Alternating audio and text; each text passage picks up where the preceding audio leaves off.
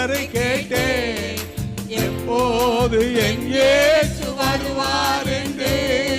தூதரை கேட்டேன், எப்போது என் இயேசு வருவார் என்று. அவர் அமைதியாய் நின்றார், தெரியாது என்றார். அவர் அமைதியாய் நின்றார், தெரியாது என்றார். காரணம் அவர் வருகையில் நாங்களும் கூட வருவோம் என்றே.